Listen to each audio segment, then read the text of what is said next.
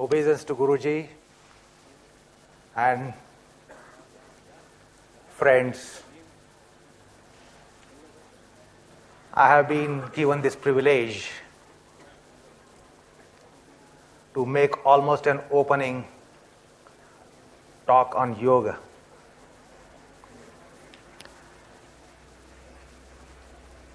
And as just now Kulali told you that it is on our system, it was expected that you will have read that article in the handbook, and I will not be repeating that part, and I will try to move further from it. Just to refresh your memories, there were three aspects characteristic to our system, that is technicalities, intricacies, the sequencing, and the timings. So I highlighted those three aspects, how they are important pillars of our system.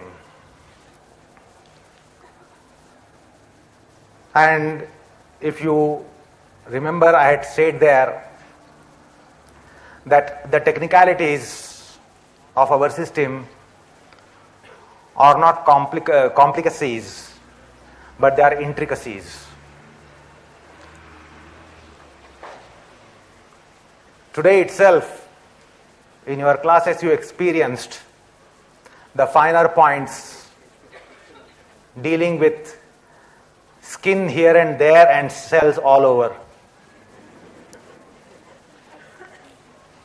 And there is technique not only for the limbs and joints and muscles, but as you have experienced to the finer aspects also.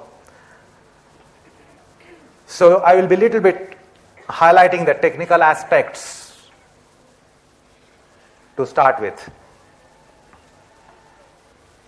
So the technical aspects is one of the two pillars of our system, the other two being sequencing of asanas and timings in asanas.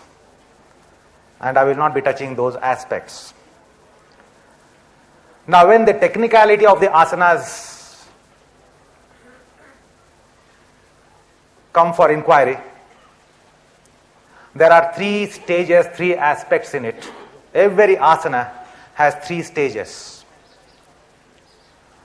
One is upakrama. Upakrama means the commencement of the asana.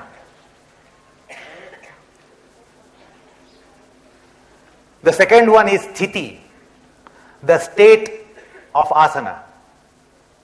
And the last one is upasamhara, the conclusion of asana. So our techniques pertain to three aspects in asana: how to go into the pose, how to do the pose, how to maintain the pose, and how to come out of the pose. So our technical aspects describe and define these three aspects which complete an asana.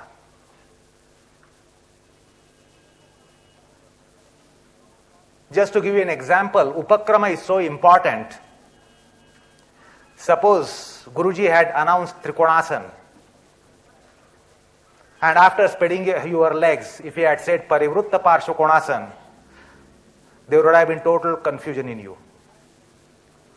Because the mind is prepared when the teacher says Trikonasana, your mind, your cells, your awareness, all the faculties are channelized for Trikonasana.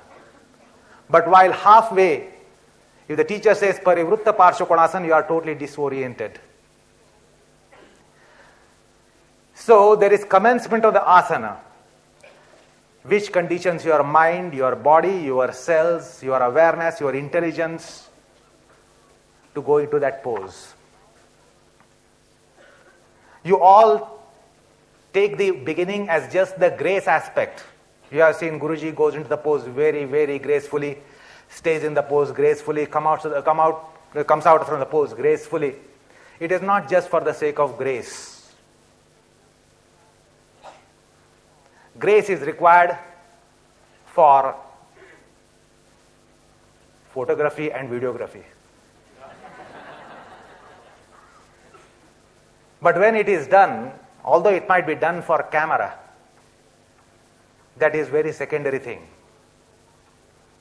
So grace is so intrinsic to an asana. It is not only that when you are being videographed or photographed, you should be doing gracefully. You know that it should be done gracefully all along. So grace is not for the sake of grace only. Grace has so many things to strike in the pose. Anyway, that is the first aspect, upakrama, the commencement of the pose. The second stage of it is the state of the pose and coming out of the pose. So the techniques pertain to all three aspects. Don't think that there is only technique for Trikonasana. You have experienced that the techniques commence from the word go. The moment teacher says Trikonasana, the things start moving.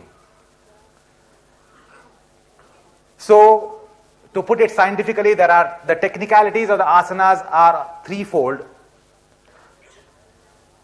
Upakrama, sthiti, upasamhara. The commencement, the state and conclusion. Obviously, technique means how to do.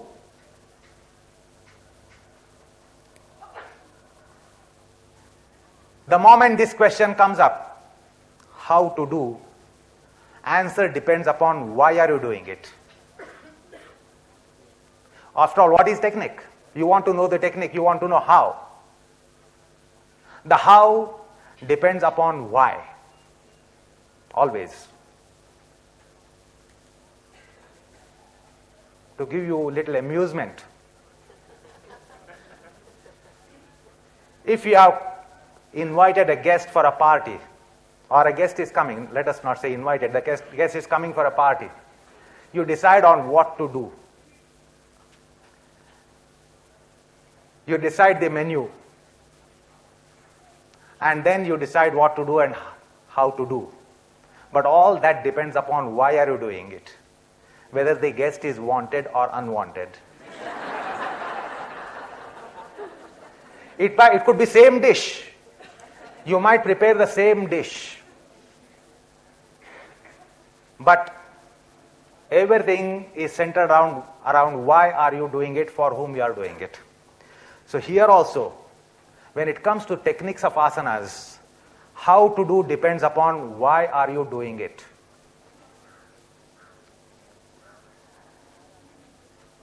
Well, when it comes to why are you doing it, so many other things creep in.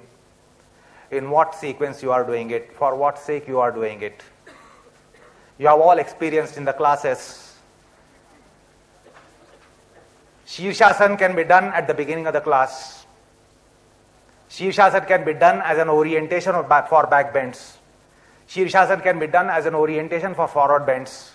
Shirshasana can be done as as a preparation for pranayam. You have experienced Shirshasana in pranayam classes. So the technique depends upon why are you doing an asana.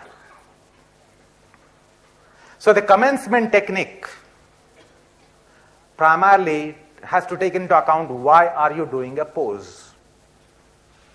What is the purpose of it? Is it to generate energy, or is it to get relaxation, or is it for recuperation, or is it for the sake of learning? Are you going to do the asana to learn, or are you going to do the asana to practice, or are you going to do the asana to consolidate? All these aspects come in and they define what is the technique of the asana. The second stage is sthiti. The asana, the state of it. Let me tell you here, asana implies staying and not doing. Asana is a state. Asyate aneniti asanam is the etymological derivation of asana. You are supposed to be staying in an asana and not constantly doing and doing and doing. Asana must come to a state of done, having done. Today only you heard from Guruji while commenting on Manoso's reaction. It is coming. The things, when they are coming, they are in process, they are in pipeline. And at some point of time, during that session or that practice, asana must be through the pipeline. So it must come to a done state. There must be a full stop to the technical aspects, and you must stay in the pose. At that point, your pose commences. And many times I have said in classes that your poses end before they commence. Because you are doing and doing and doing and doing here and there and everywhere, doing and doing and doing. When you think that all your techniques are exhausted, nothing more is known or nothing more can be done, you end your pose there, where it's supposed to start. Well, we come to the state of the asana, the sthiti. Now the sthiti, the state of the asana, has again subdivisions technically, scientifically speaking. The moment you go into the pose, you start doing the technical aspects. And today only Guruji said, if you do here, if you do at one place, you lose at 1,001 places. You do something at the ankles and you lose everywhere else. You do something in the knees, you lose in the back. You do something in the back, you lose in the legs. So therefore, the moment you go into the pose, what begins is the orientation to all the cells, to all the joints, to all the muscles. The moment you go into the pose, what starts is the orientation to whole body, skin, flesh, muscles, bones, joints, and whatever you can identify in your body, in your awareness. So that's how because the moment you go down to Trikonasana, your Trikonasana is not complete, you know that. It takes some time, it takes some breaths before you reach your final pose. So until you reach your final pose, you are giving the orientation. And then just orientation, if you do it, as just now today in the class you heard, you do in one place, you lose in 100 places. What is required is coordination. So the second phase comes up without any lap time, without any delay, the coordination. Every single part should be coordinated with all other parts.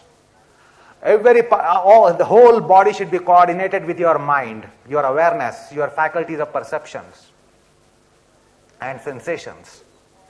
So there comes the coordination of all those things, and for that also the action is going on. Then you come to the last stage, which is the coordinated state of asana. It is coordinated state. You are coordinated in asana.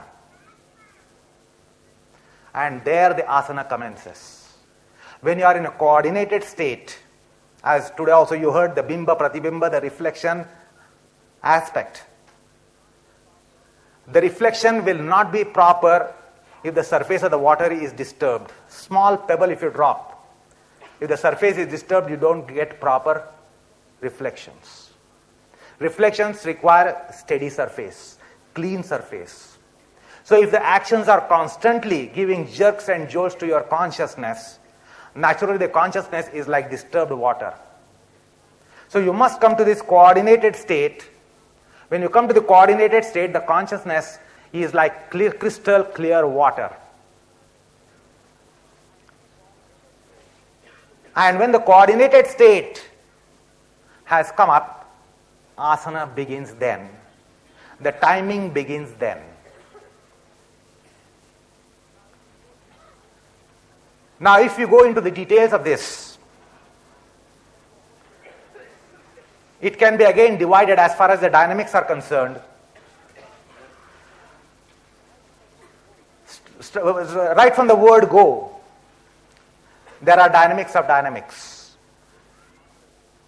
Like in Tadasana, you start manipulating, adjusting your toes, your metatarsals, your ankles, your inner heels, your outer heels, your hinges, your ankles, your shin, your knee, your quadricep, your femur, your neck femur. And then you proceed to the trunk, the pelvic walls, the abdominal walls, the thoracic walls, the arms, the elbows, the forearms, the carpal, metacarpal bones, the fingers, fingertips. So everywhere you create movement in the sense that the asana requires. So those are dynamics of dynamics. Until then, the asana is in pipeline. It is being processed.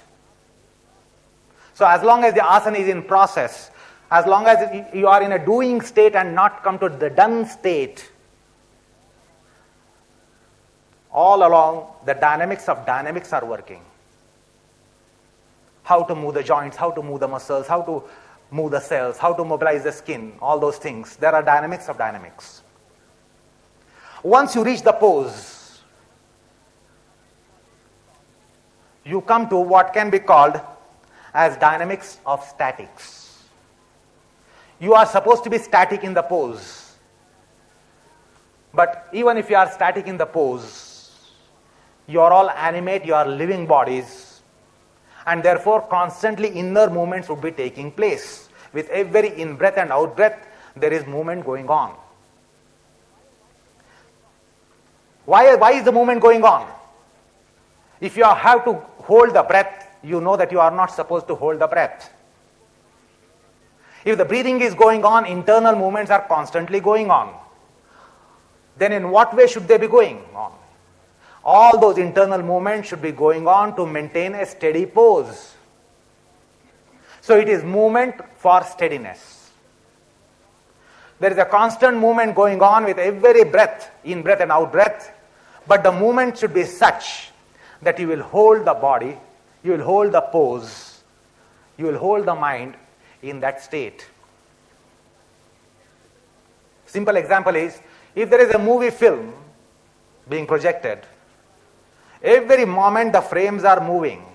There is an arriving frame and departing frame from the projection lens. Every moment there is arriving frame, departing frame.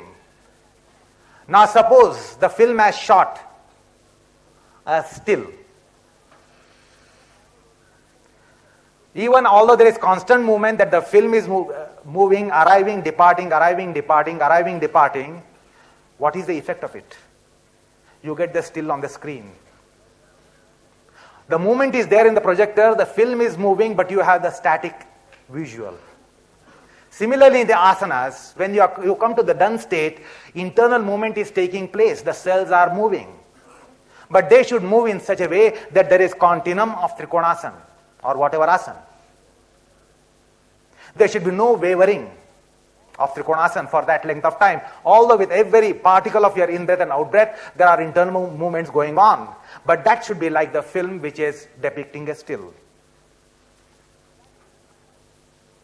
So that is dynamics of statics, because the dynamics are on, but the dynamics are for statics.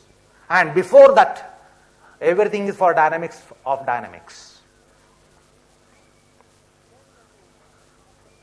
Then of course, when this particular slot comes up for investigation, the scope of inquiry is opened out. Because why are you doing it?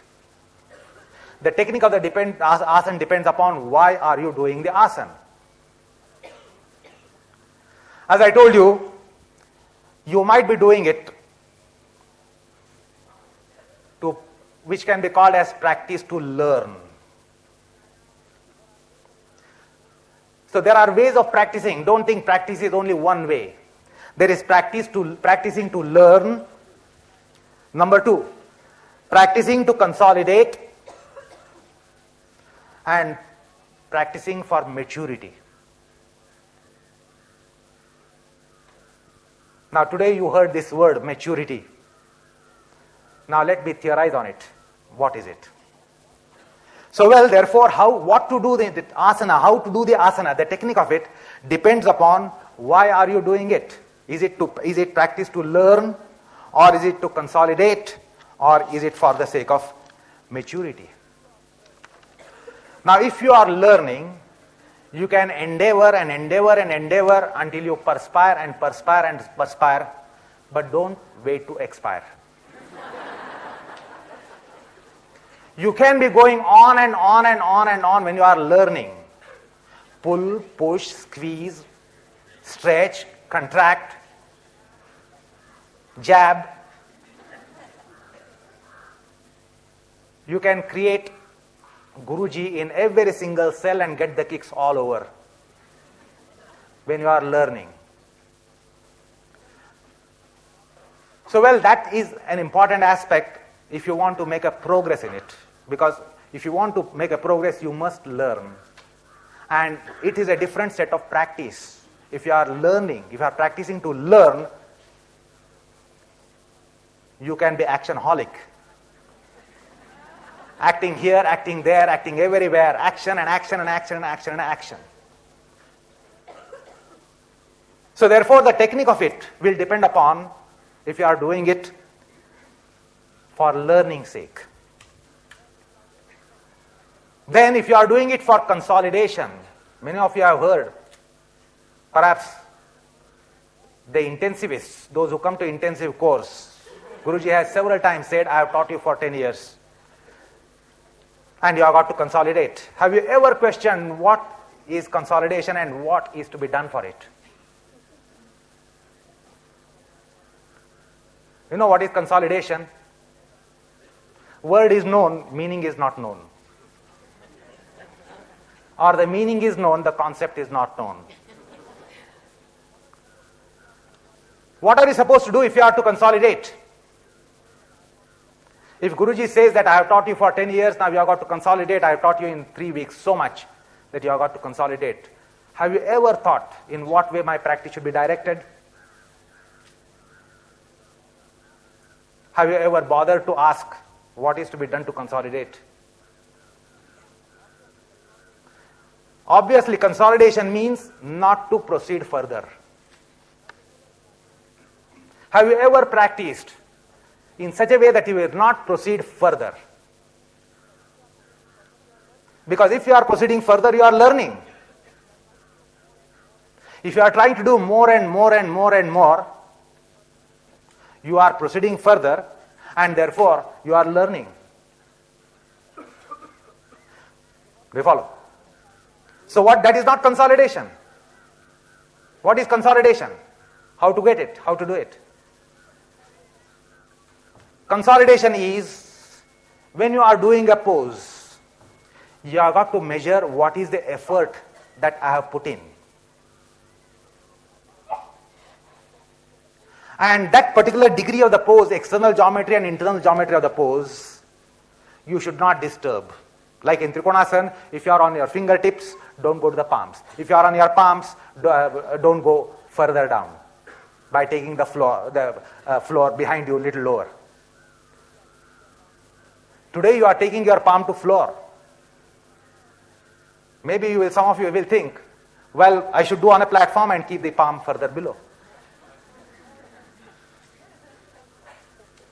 So if you are proceeding that way, making manipulations in the external geometry of the pose and internal geometry of the pose, you are learning, you are not consolidating.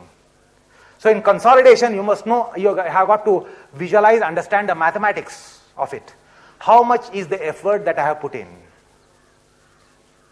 And now can I withdraw the efforts, do the same pose internally, externally, by abstraction of the input? In other words, can I do the same pose with lesser efforts?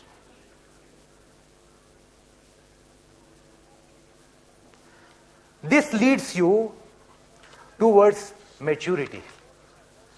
If you are learning and learning and learning, where are you giving? You are not reaching a plateau. to mature.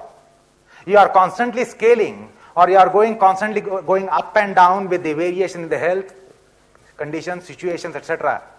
You are constantly having the wavering, you are not stabilizing. Maturity comes on a stable plane, or to mature you must come to a stable plane.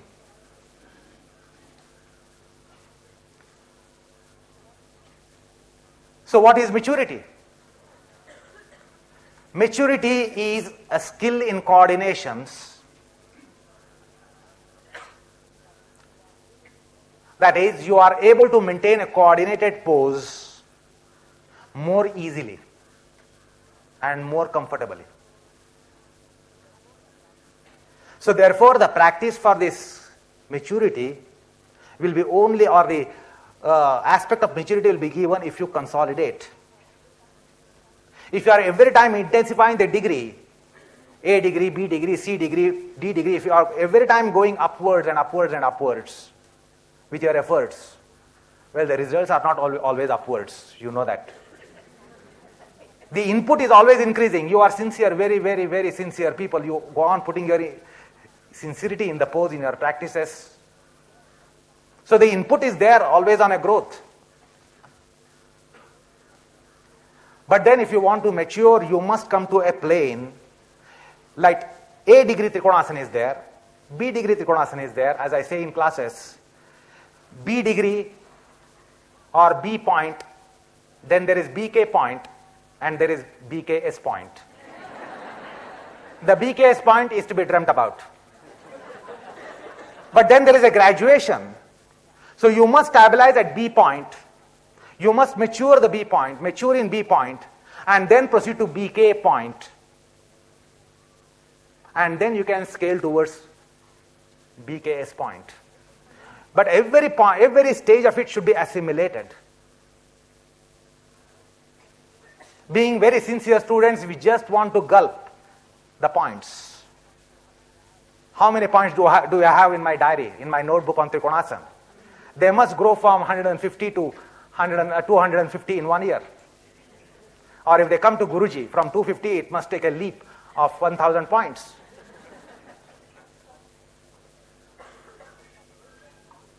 But every point of it is to be assimilated, and it takes time. Gestation period is required in this universe. Without gestation, even if it is a microwave, it definitely takes millions of microseconds. Nothing is instant. Even snap of the fingers is not instant. It has a process. The fingers come in contact, they pressurize and pressurize and pressurize and slip away. And you get the snap of the fingers. So it has a process. Everything has a process. So every stage of your practice must be assimilated. And that brings the mathematics, effort and effect. Whether am I getting the same effect with lesser efforts?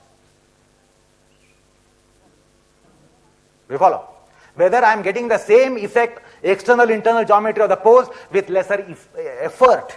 Effect should be the same. Can I get the same effect? And if you work that way, then the maturity comes. You get the skill. What is skill? There is a misconcept about skill that if you do a thing beautifully, applaud worthy, you think it is skill. That is not skill. Skill has more mathematics than art. If you are able to do the same thing with lesser efforts, what is called effort management is skill. Not doing beautifully. You might do a beautiful pose, but this face, a beautiful pose. So the photographer says, just relax your face, let me photograph. But the inner brain is in same state. You might facially show your composure. Like today we have, modern world, we have social face and a family face.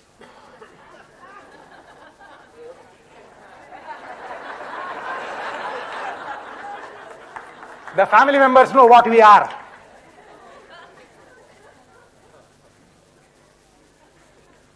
has clearly introduced me. That is how I appear. You ask my family members, how am I? Anyway,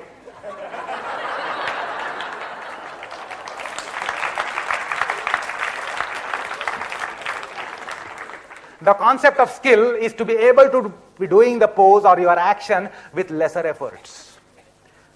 Don't be every time trying to do more and more and more in asana. The more you will try, worse will you do. This is what happens. The more you go on trying, more twisting, more turning, more stretching, more pulling, the more you try, it is possible that you will do worse. Because more is a quantitative term. And today you heard Guruji asking you, do you want quantity or quality? The more aspect is not qualitative aspect. So if you want to do better, you should not be doing more. Just think over it for a while. If you try to do more, you will not do better. So qualitatively, if you want to improve, you should know there is a particular degree for which I am qualified today, and I should do at that degree where I will do better.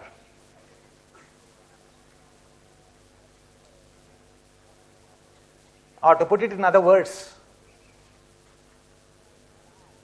doing bad under the worst come worst circumstance is the best.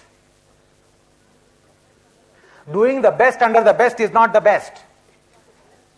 If you are given the floor with the oily floor for your standing poses, and if you are able to do the standing poses there, even if you do badly, you have done your best, and you can do the best.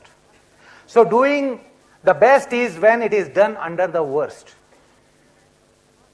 And if it is not best, even if it is better, it is, or even it is bad, it is better than good.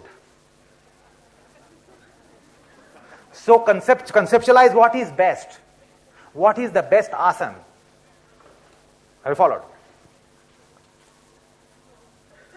So the skill, if you try to work for skill, you can't reach the BKS point, rather not aim at it.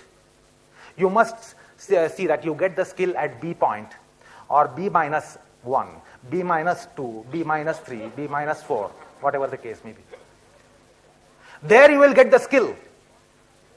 What today Guruji taught you, you will not be able to get the skill in it for next maybe 10, 12 years. Unless you consolidate 1,000 folds more than your input. Like you put one seed, you get 100 fruits in a season. So if you are putting 1 unit of your input, the output is worth hundreds or thousands of units. And every degree of asana definitely bestows. None of us have mastered even Tadasana. But do you mean to say that we have not gained anything? We can't even dream of BKS point, but still we have attained a great deal, effect-wise. So, well, every degree of the asana is going to grant you something, and not just something, it is going to grant you more than much, if I may say so.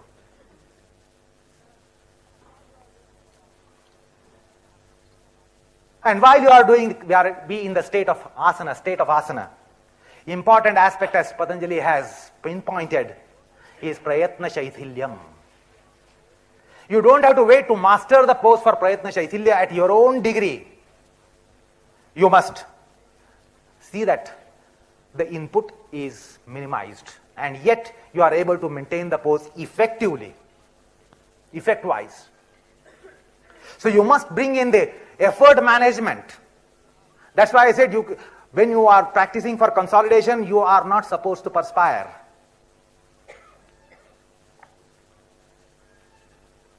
It should be just an inspiration and no perspiration. But if you are learning, you will have to perspire, profusely perspire, as I said, not to cross the threshold and expire.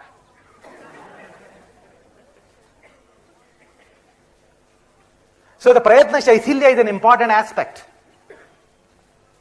So as you bother about techniques of, say, Tadasana, you started from the toes. The technique of Tadasana doesn't just end with skin, flesh, muscles, joints, cartilages, cells, organs. If you recall, there is also technique of pelvic abdominal organs, how they should be in Tadasana, how they should be in Trikonasana, how the lung should be in Tadasana. But it doesn't just end there. How your senses should be. There is also technique of the senses. How your eyes should be, how your ears should be, how your cortices should be, how your lobes should be, how your brain should be, how your neurons should be. Ultimately, there is a beautiful definition of the state. Prayatna Shaithilyam and Stira Sukhamasana. It should all reflect in your body and your face in your mind. If it doesn't reflect, at least you must feel it. That it is Thiram and there is Sukham.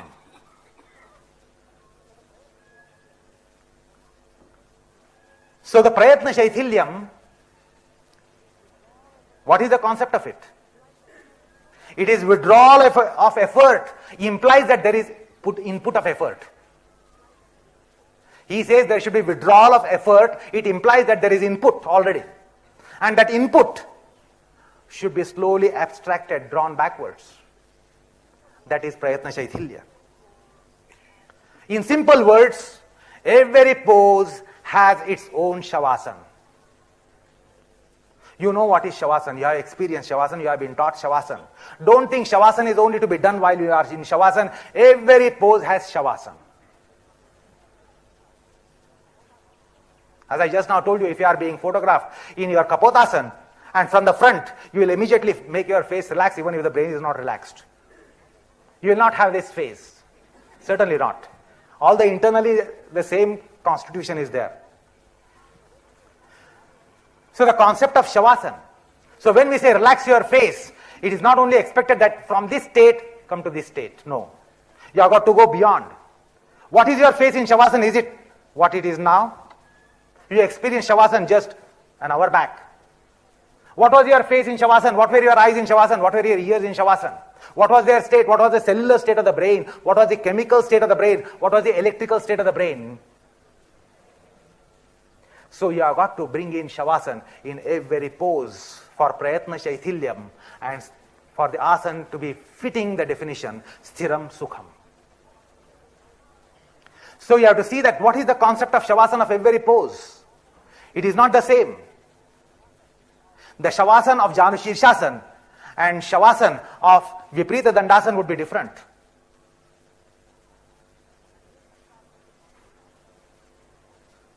And when you start working on those aspects, you will certainly come to the essential aspects of asanas, which is to give you the mental peace and tranquility. Guruji has so often said that the asanas or any aspect of practice of yoga, any aspect of Ashtanga is ultimately for Chitta Prasadanam, for beginners. We must strike the Chitta Prasadanam, the cosmetics of the mind. The mind must be sedate, quiet, passive, sublime, whatever adjectives you want to add. So every asana, you must see that there are certain techniques which are working on bringing the effect of the asana.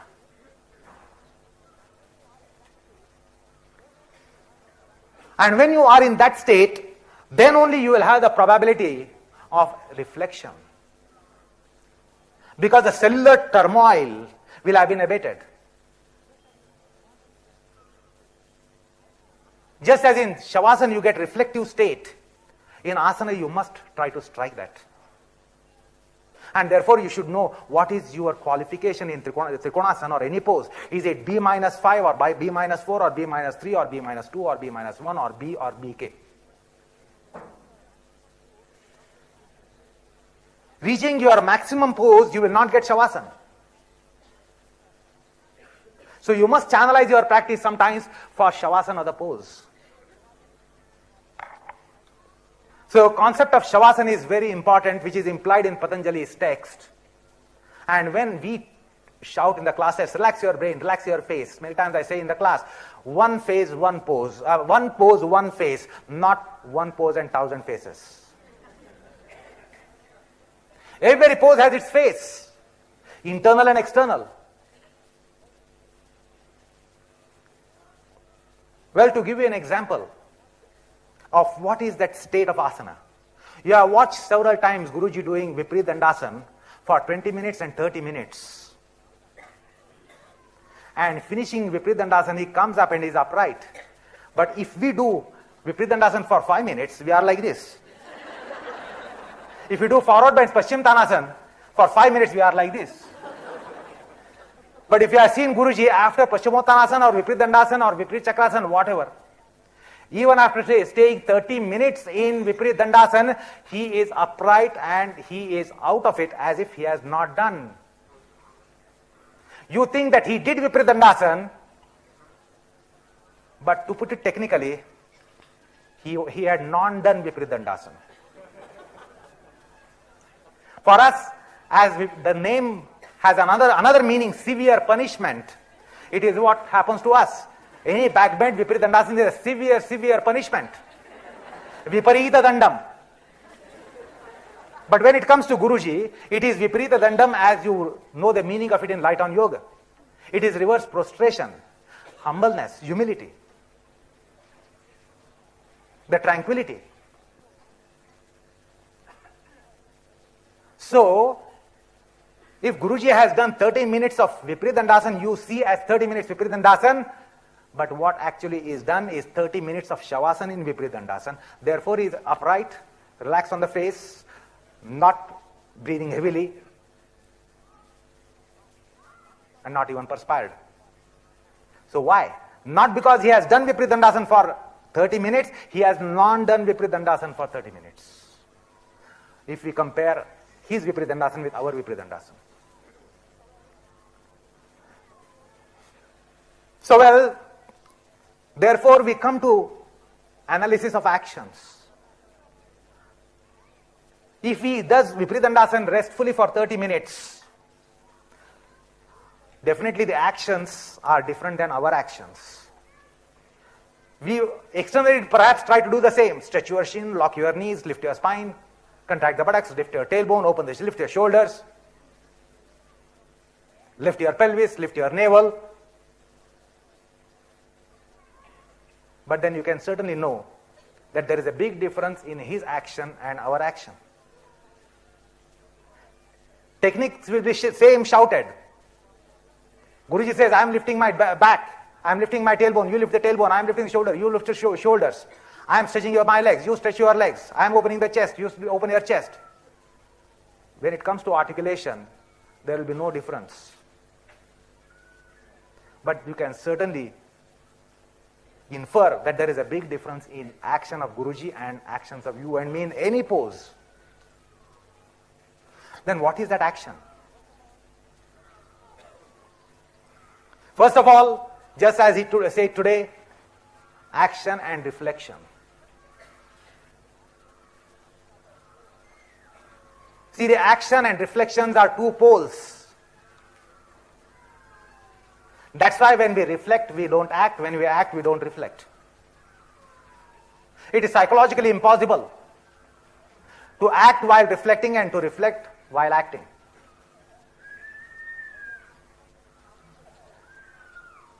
But then when you come to the statics of the pose, the dynamics of statics, you are in the pose, the cells are working for the pose, to maintain the pose. What I say several times, replication of the pose every moment, every breath. You must be replicating when you are in the state. Like the film running through the projector. Every moment it must be replicated. When you are in the pose, when it's a done state and not a doing state. When it's a done state, every moment there should be replication. And when there is that replication, then you can be having reflection while you are acting. It is only possible in yoga that you can be reflecting while you are acting. Nowhere else can you be reflecting while acting, nor can you act while you are reflecting. That combination is only possible here and here and here.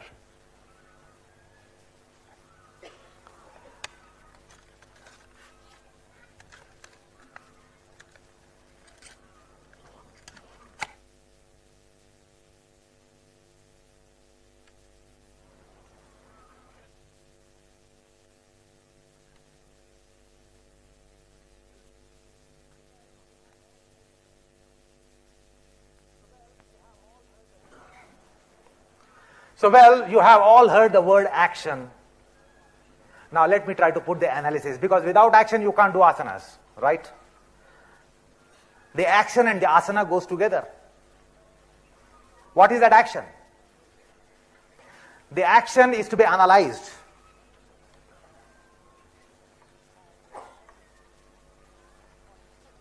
And for reflection, you must know that there is a peculiar action for reflection.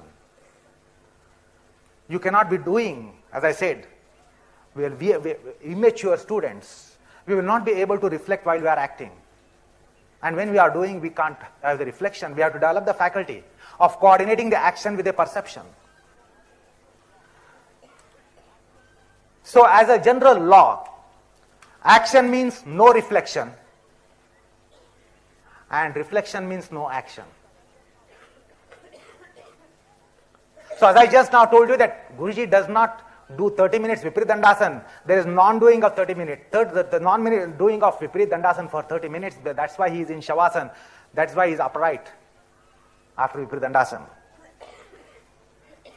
So therefore, there are aspects like doing, non-doing and undoing. The technical aspects of the asanas comprise of not only doing, but also non-doing and undoing. The doing aspect is quite simple to understand. Seems to be simple. But then while you are doing, along with it, there are also non-doing aspects. Like don't tense the brain. Not to do, there are certain techniques where they are not to do aspects. Asana doesn't comprise only of doing, do this, do this, do this, do this, but there are so many things not to do, not to do, not to do, not to do, not to do. So you must understand the techniques of the poses of any asana. What are the non-doing techniques? What should I not do? Then what happens while you are doing it? There are so many things simultaneously taking place where you require undoing. The things are done. Like you might cleanse your jaws for Parivritta Trikonasana, or your Viparit Dandasana, you will cleanse your teeth and jaws. What is required is to undo. So there are so many things you have got to undo. Or you are coming up from Utthita Parsha Konasana, it is not straightening the front leg, it is undoing first. Without undoing, you will not be able to come to the stretched leg position. Do you visualize?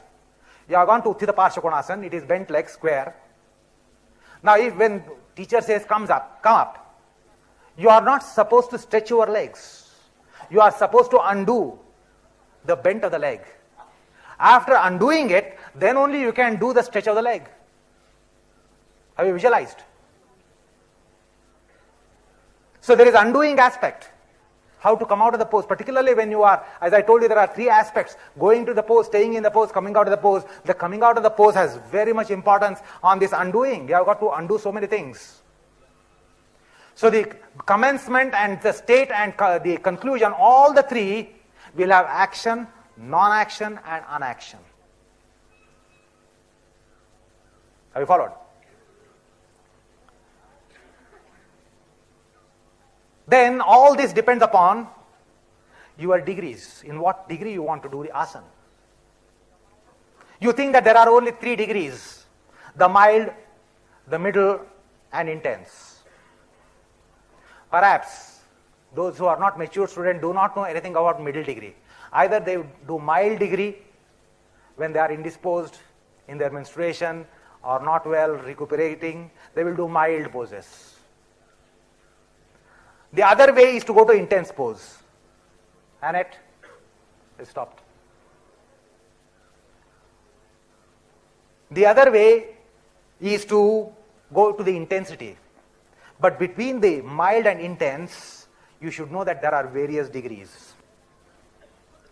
So the degrees you should understand, there are mild degrees, there are middle degrees, and there are intense degrees.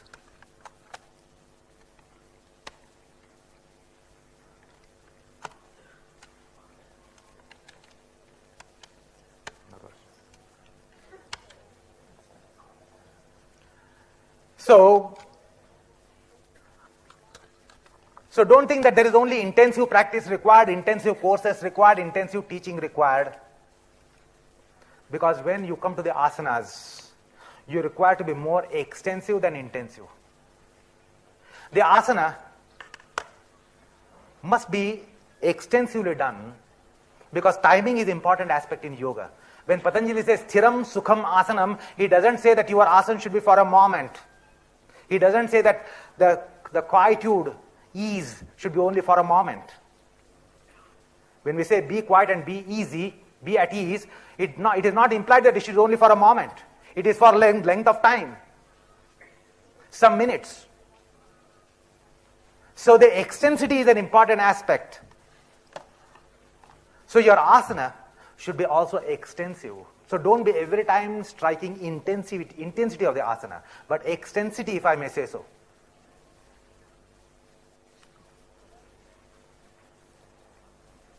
So when we come to this the intensivities of the asanas, well, it is apparently an exercise. When you are doing it intensely, naturally it is an exercise. Let me tell you, yogasanas are not exercises. If I may say so, they are exercises. Asana is a state that comes after the exercising. So there has to be a concept of exercises, exercises. And that is what the asanas are. Well, touching to these exercise aspects, the modern pragmatism knows the three types of exercises: isometric, isokinetic, and isotonic. You can go to any gym instructor and he will tell you what these are. Isometric means doing the movements.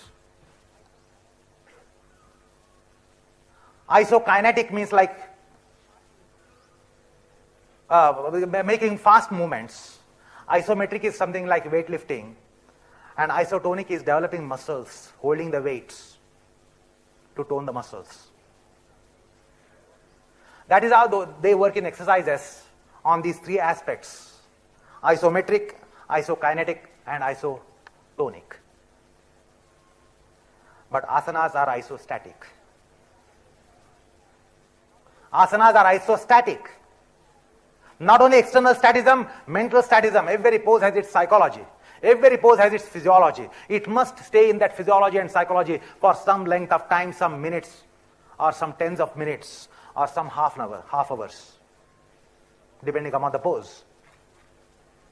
So for that length of time, it must be isostatic. And that is also as an aspect of exercising, because shavasana is implied in every pose. Well, therefore, now coming to the action of exercising, action of asanas rather here, the actions get subdivided. As we understand, the action is the action which we create volitionally. Then, as I told you, there are non-actions. There are unactions. There are complementary actions. You do one thing and certain things complement it. Like in Trikonasana, if you are keeping your thumb on the inner ankle and you press it, it gives you access to the tailbone, sacroiliac, pelvis, to turn your pelvis. You use your thumb against the inner ankle, or you use your fingers on the floor in such a way that you get an access to the pelvis. The hand doesn't extend up to there anatomically. Hand only is up to here. It starts from here and it ends here. But with the hand you can work. You get access to various parts of the body, where the hand actions complements, whether the pressure or whatever. So there are complementary actions. Then there are supplementary actions. Then there are reactions. Today Guruji was referring to this. What is the reaction of the action? Then there are counteractions. When you do something, there is counteraction. Like in Tadasana, you tighten your buttocks.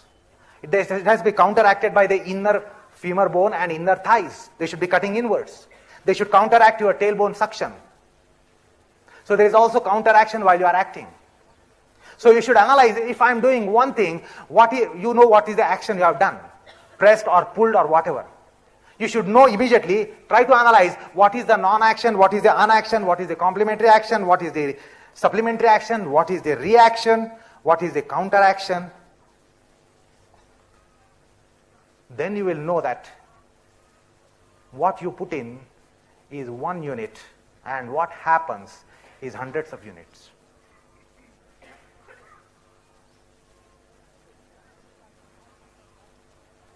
So these analyses are important in your practices. What am I doing and how much is happening? Don't think that all that happens is done by you.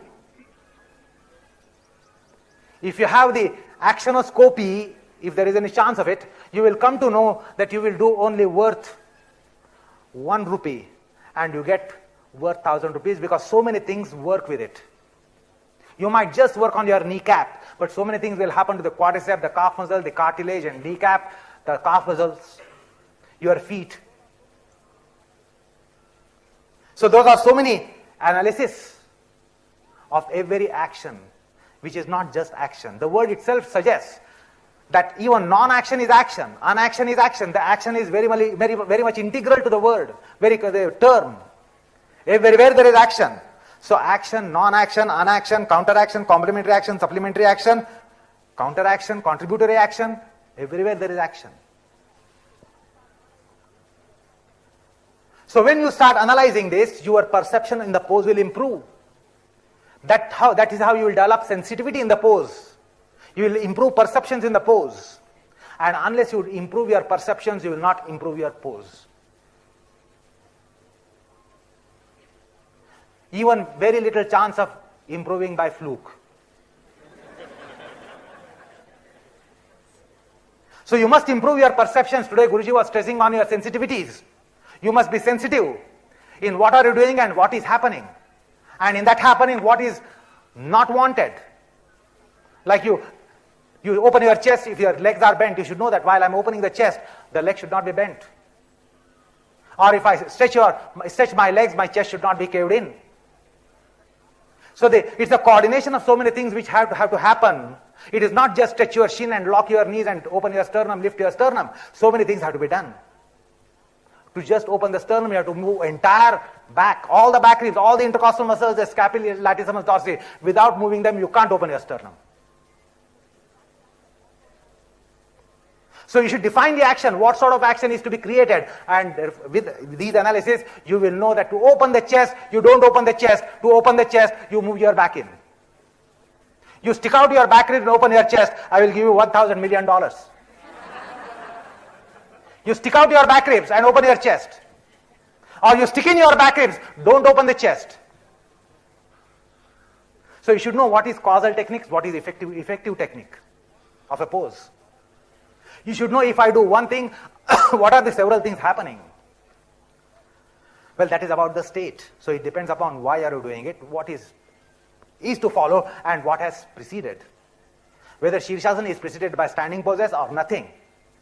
Or whether Shirshasana is preceded by back bends or twistings. Or whether the twistings are going to follow Shirshasana or back bends or forward bends. Or just straight Sarvangasana. So the techniques will depend upon all that. If the technique depends upon all that, action will be correspondingly manipulated. And if the action is manipulated, the whole analysis will be changing. And then there is again technique to come out of the pose. How to come out? As I said, though it is not for the sake of grace. Because you are not demonstrating when you are practicing. So therefore there is technique how to come out of the pose. So bother to write down notes as you write, how to go to Trikonasana, how to stay in Trikonasana, how to come out of the Trikonasana. So bother to jot down the techniques, how should I come up from Trikonasana. Because the pose doesn't end until you have come to Samasthiti, from where you started. So the techniques will not end until you have come to Samasthiti. So there are techniques of coming out of the pose. So if Iyengar teachers shout for grace, even in coming out of the pose, it is not for the sake of grace. It is to strike the purport of it. So, well, that is the technical aspects.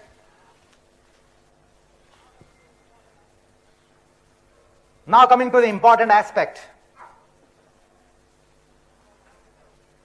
that about Iyengar Yoga, particularly in the West, there are people who brand our yoga as Hatha Yoga. And all the teachers have their backs to the walls when someone attacks and says, your yoga is physical. Yours is Hatha Yoga. And when they say yours is Hatha Yoga, what is implied is not Hatha Yoga. What is implied is that yours is very, very physical, gross. So remove from your mind the concept that Hatha Yoga is something physical. But when you are offended by saying that you are doing Hatha Yoga, what is the tone of it? Tone of it is that yours is nothing mental, it is all physical and physical and physical. For the flesh, skin, muscles, bones. So this is how some of the scholars brand our yoga as Hatha Yoga. What answer do you have? And as I said, Hatha Yoga has a meaning, but when they utter the word Hatha Yoga, it's a different meaning. They are trying to offend you. Hatha Yoga is not an abuse, but they are abusing you with the word, you are Hatha Yoga practitioners. They abuse you, they don't praise you. So, well, the first question is whether what we practice is Hatha Yoga. So, at the outset, you should understand that Hatha Yoga and Raja Yoga are distinct but identical. Very Hatha Yoga Pratipika clearly says, Hatam vina Raja Yogam vina Hatha. Without Hatha there is no Raja, without Raja there is no Hatha. It implies two are separate, independent. They are not synonymous. Do you follow? When the author of Hatha Yoga Pratipika himself says, without Hatha Yoga there is no Raja Yoga, without Raja Yoga there is no Hatha Yoga, it means that two are different. What is required is the blend of the two.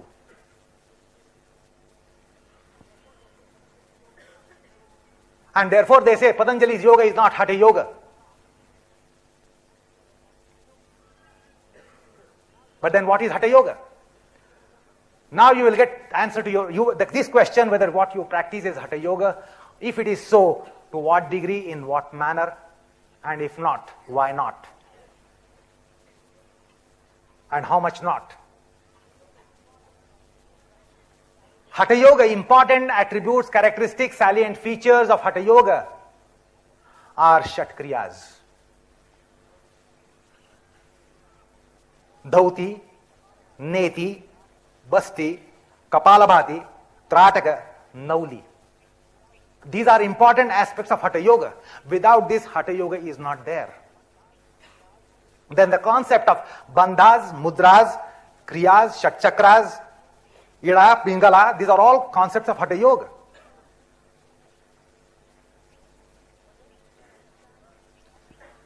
But then you can understand how much are you practicing dhauti, neti, basti, kapalbhati, tratak, nauli.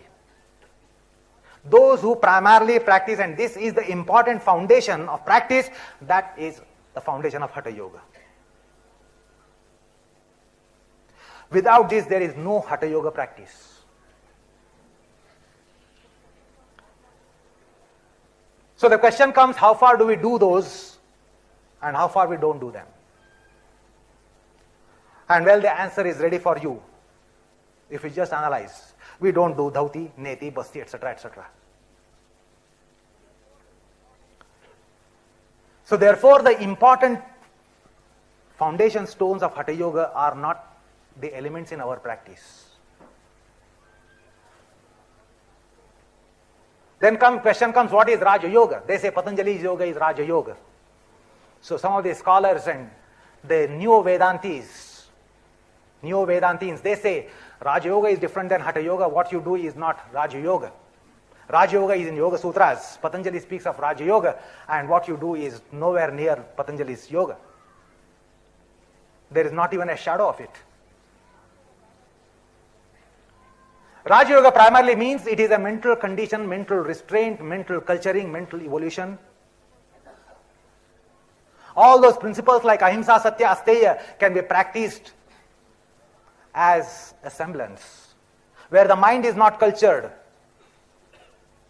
Like most of us, we are civilized beasts. Only when we are in society we have smiling face, showing all 32 teeth. But inside we have devilish and demonic face. So Raja Yoga is culture of the mind.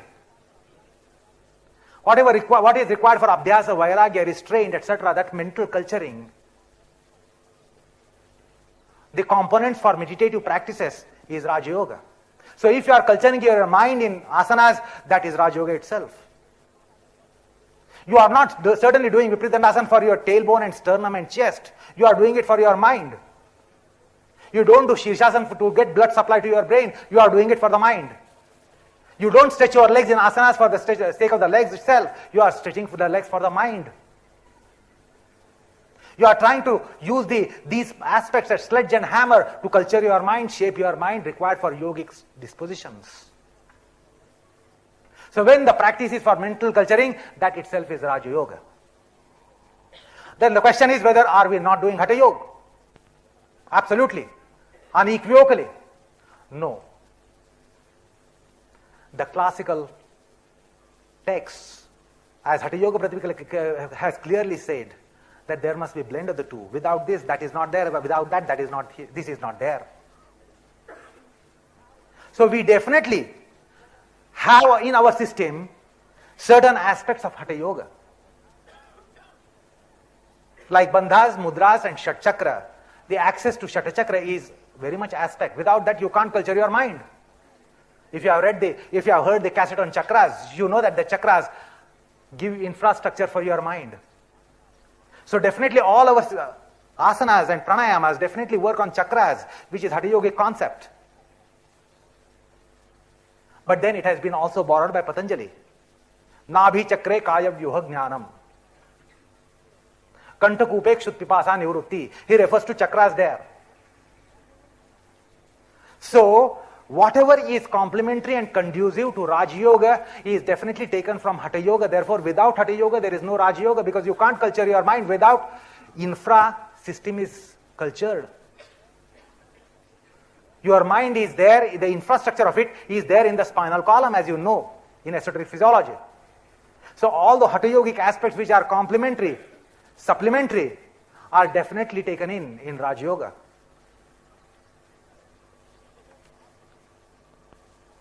So well, as we, Iyengar students, let me tell you, we do not only take up Hatha Yoga principles or Raja Yoga principles, but there is mantra laya, other two yogas. There are 4 yogas in Upanishads.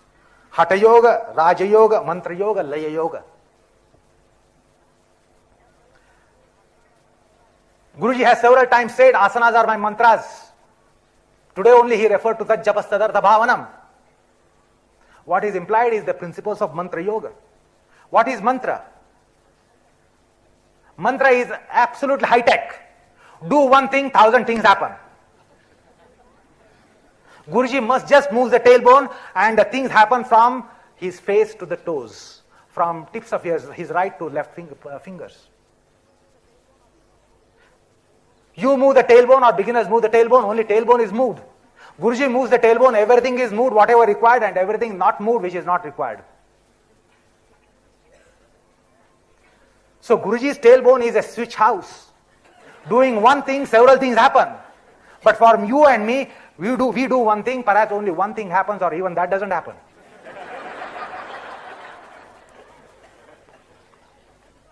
So, Guruji has the mantra of the asana, mantra of pranayam.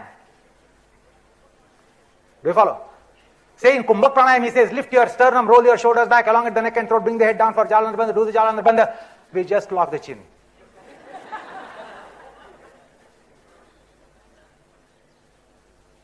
But what happens to him, psychologically, mentally, it is tremendous transformation. That is the mantra. Meaning of mantra is that something is compressed. Therefore, mantras are very, very short. Because all the powers are compressed in a mantra. So if it explodes or implodes, it has a great, great effect. Mantra is a small mantra, but the effect of it will be so, so large that even if you decide to use the sky as the paper, you will not be able to complete your the thesis on it. That is what mantra. So, mantra yoga aspects are to be understood. How to see high-tech practice comes that by doing one thing, several things happen.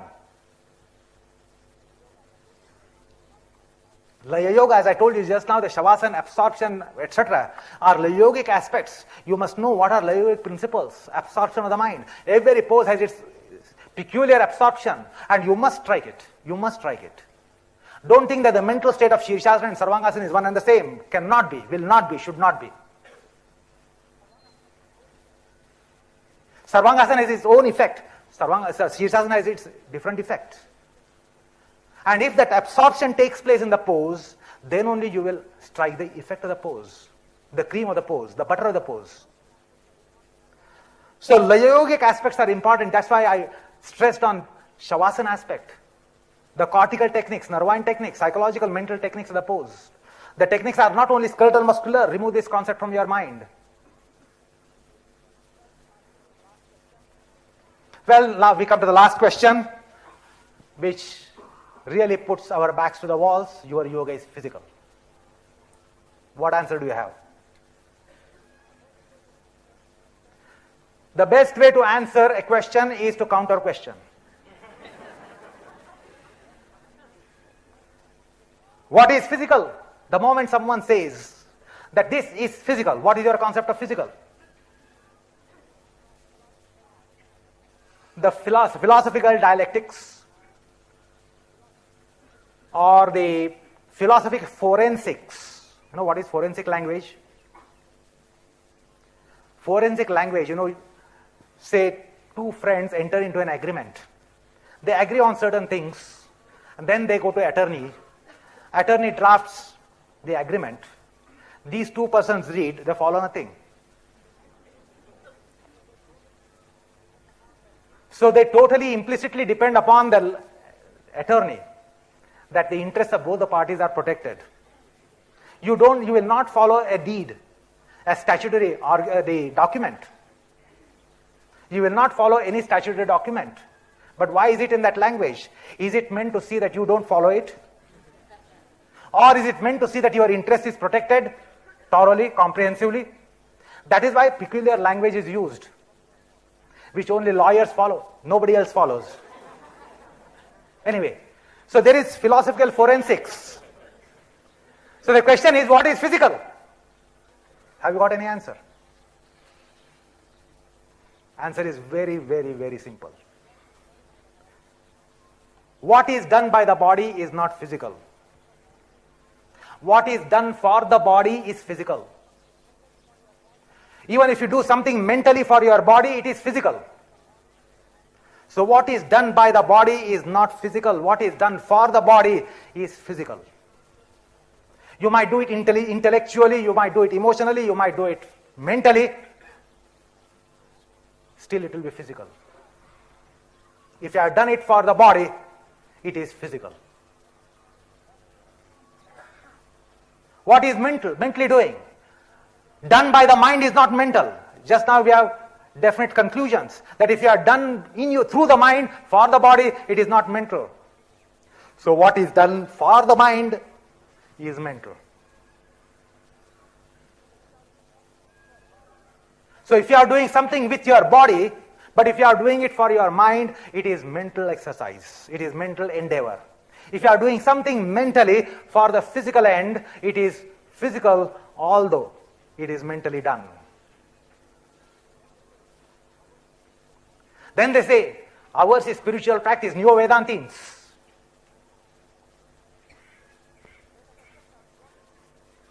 Then the question comes, what is spiritual? When it is done for the soul, it is spiritual.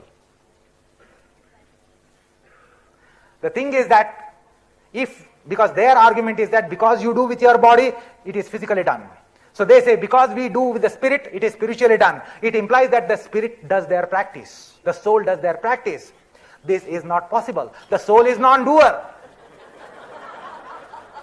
The soul doesn't do ontologically. Soul has no senses. It is substrate of all the senses. The soul doesn't have hands, legs, brain, this and that. Soul doesn't do anything because it doesn't do. It is eternal. We all do and die. It doesn't do and it is eternal. So therefore, if our practice is physical because it is done by the body, it means that their practices are spiritual because done by the soul. And they contradict the philosophy, reality. The soul doesn't do. Then what do you do? What do you practice? Obviously, spiritual means what is done for the soul is spiritual. But again, this logic doesn't stand valid.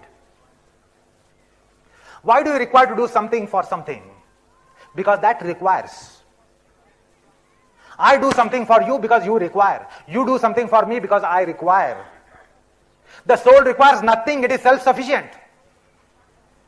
The soul doesn't require food, doesn't require water, doesn't require sleep, doesn't require activity, doesn't require rest. Nothing it doesn't do.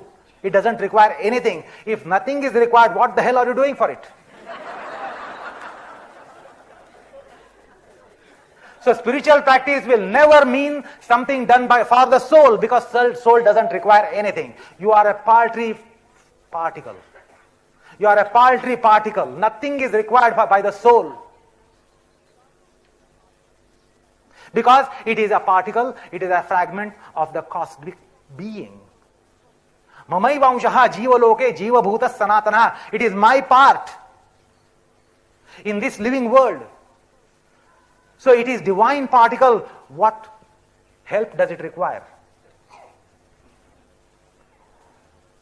So there is nothing like spiritual practice. If their concept of physical practice is done by the body, there is nothing like spiritual practice.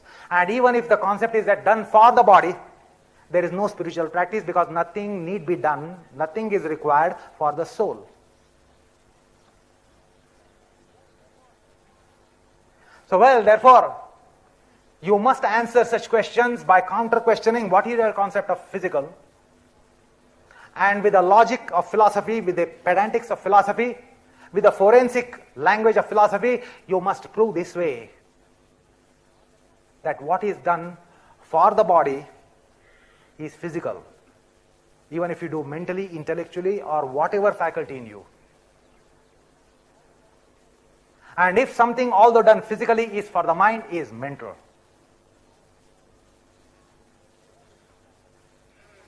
So if someone questions you next time, you can have that person with a back to the wall. Because most of the teachers have had this problem, that other schools had this sort of criticism on our practices. So there is no need now to tell you whether what we do is physical or mental. Even if it is asanas, it is done physically for the mind, it should be done for the mind. And when Guruji speaks of moment-to-moment awareness, obviously awareness is not something physical. So therefore, the major question is answered. So two important aspects, that we practice Hatha Yoga, we don't practice Hatha Yoga.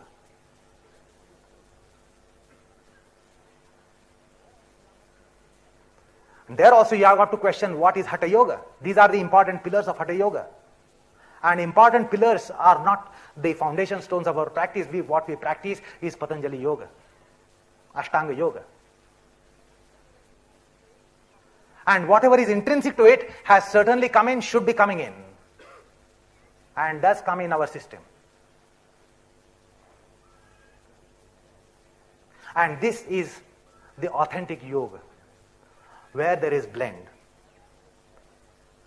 And as a students, we must study all the aspects of yoga. Like we are all kindergarten students or primary students. If you ask doctor, what have you studied? He says, I did my MD, FRCS. But then if you ask him further, he says, I started from geography to science and languages to mathematics. Why the hell? Why the geometry is required and why the geography is required? Why the history is required for a medical fellow? But still he studies. Unless he goes through the alphabets of academics, he will not be able to specialize anywhere. So being neophytes, beginners, there is no question of any specialization or super specialization or hyper specialization. Our practices must be general, comprehensive and complete, getting all the foundation stones required for our structure.